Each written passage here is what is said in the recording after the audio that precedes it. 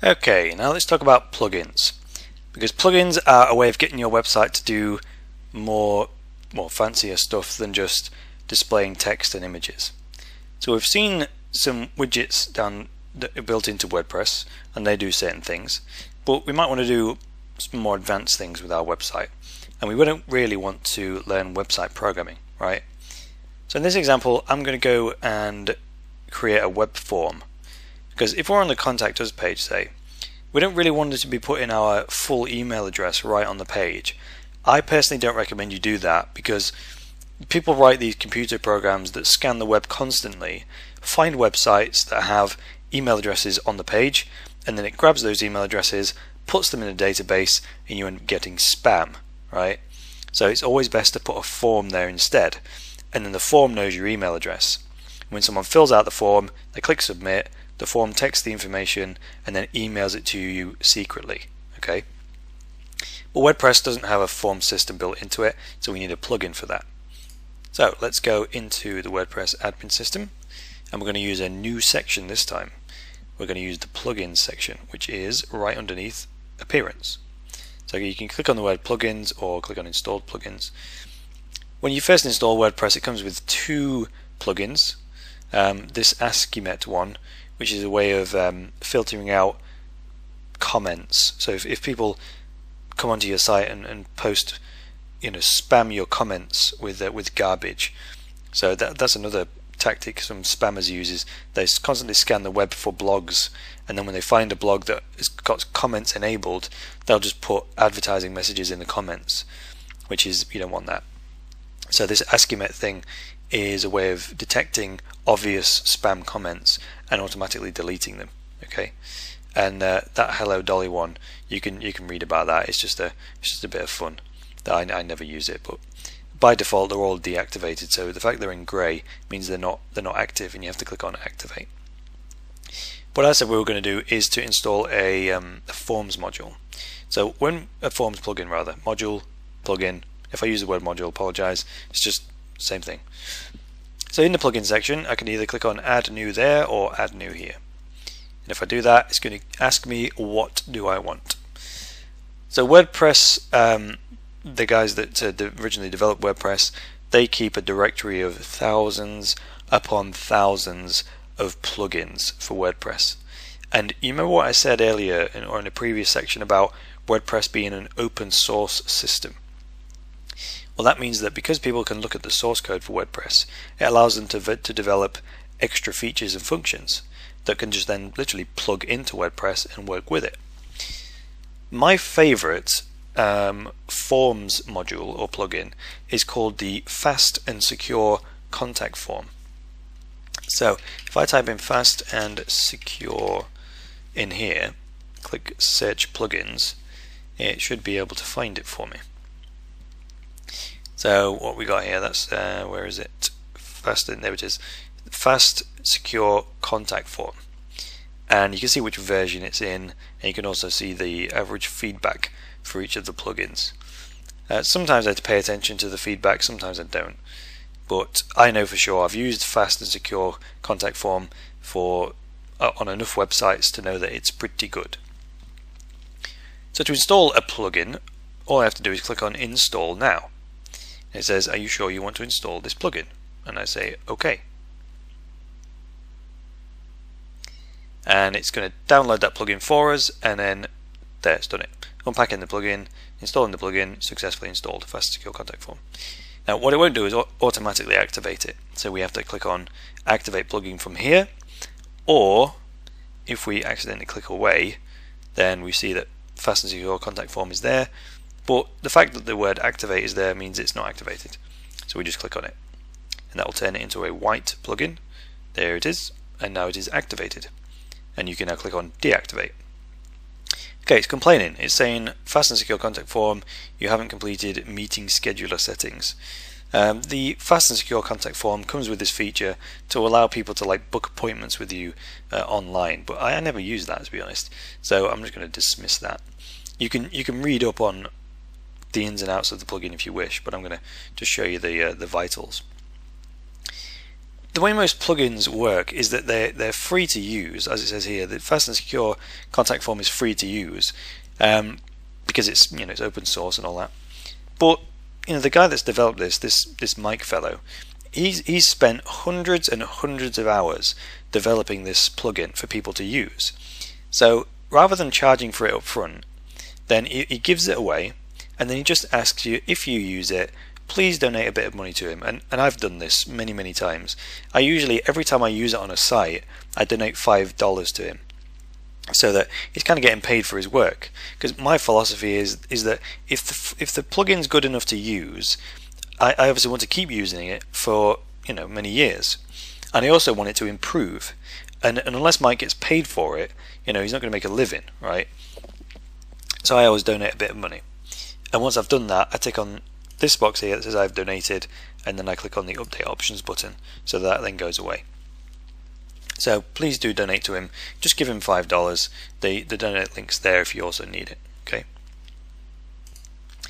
Okay, so the fast and secure contact form, you can create as many forms as you want with this thing, right?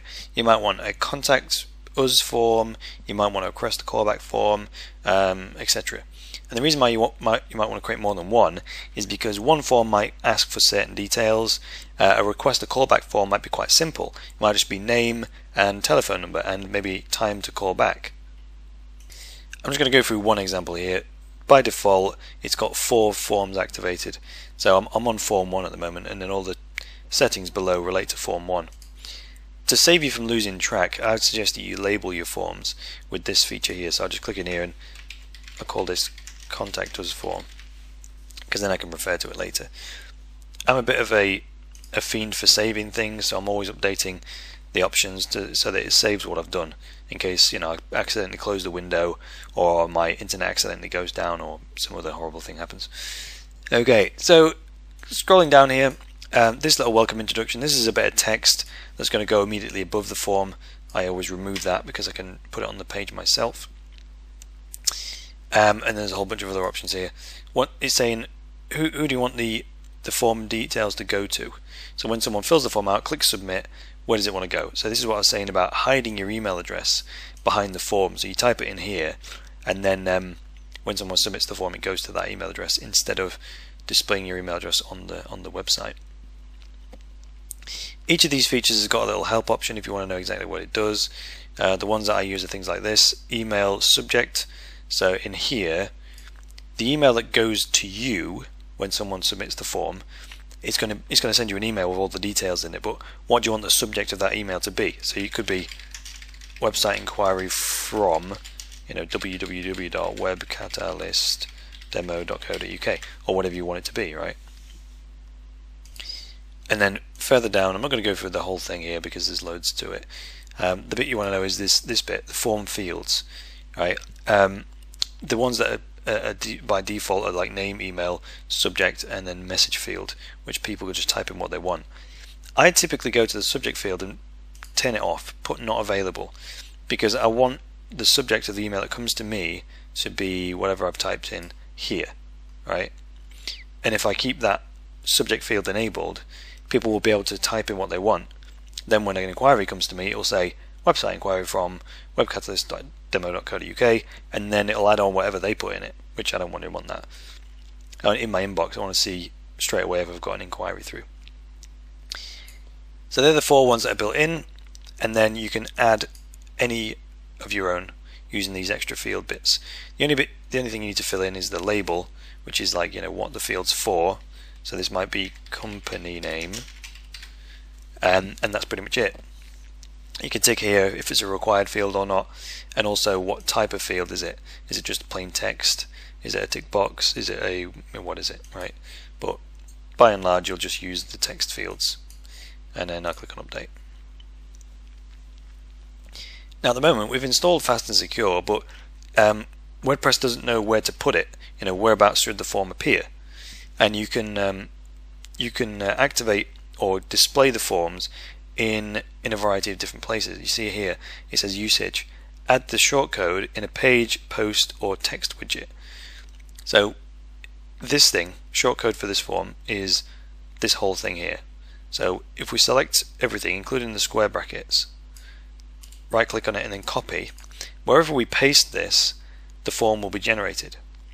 So if we wanted to, we could go to Appearance, Widgets, and this is where we might want to use one of these text widgets, right? We could just drag that in there and then paste the shortcode in there. That would make the form come up in the sidebar. I don't really want to do that because this is for the Contact Us page, so I'm just going to delete that again. And I'm going to go to Pages, All Pages, and I'm going to go to, well, my Contact Us page isn't actually named properly at the moment, so I happen to know it's this one, but if you hadn't named them in Artistia, they're all called New Pages. So just to make sure I'm on the right one, I'll go to the front end, click on Contact Us, and then let's see, New Page. I'll click on Edit Page, and I'll behave myself this time. I'll actually name it properly. Contact Us, and then I'll right click in here, and what I want to do is I want to paste in here. So paste, and that's pasted in the shortcode. Click on Update, and now when I go to that page, View Page, it's going to detect the fact that I put that shortcode in and generate my form. Okay, you can always edit the form after you put the shortcode in. That's no problem at all. So this is a verification code. This is to stop people from spamming your form, because even though we've hidden the email address, some might come and just fill all this out and then put an advert, or encourages to come to their website in here. But this forces people to type in that code into that box, and unless you get it right, it won't let you submit it. So it makes sure that the person's a human being. It also makes it a bit of a pain in the butt for spammers, because if they had to type in a code every time, they wouldn't be able to send the millions and millions of emails that they do, right? One other thing to mention here is if I go back to Edit Page, I can put things before and after the shortcode if I want to. So if I click before it, press Enter to move it down a bit, and I can put like my address and then city and postcode in there, and then click on Update. That's going to put that immediately before the form. That's why I deleted the welcome text from the form settings, because I always prefer to do it this way, like that. So whatever comes before the form, then the form details. So people just fill in these form fields, click on Submit, and then I'll then email it to you. So you see how plugins can be very, very helpful in expanding what our site is able to do. And there's thousands and thousands of plugins that do pretty much anything you could possibly want them to do. Most of them are free. Some of the more sophisticated ones you have to pay for, but even then they're very inexpensive, $20 or $30 to buy things like a hotel booking system or something like that. If you wanted to sell hotel rooms on your website, something like that, you can do all that stuff. You can either just search the WordPress plugins directory, or you can search Google for so-and-so WordPress plugin, whatever you want it to do.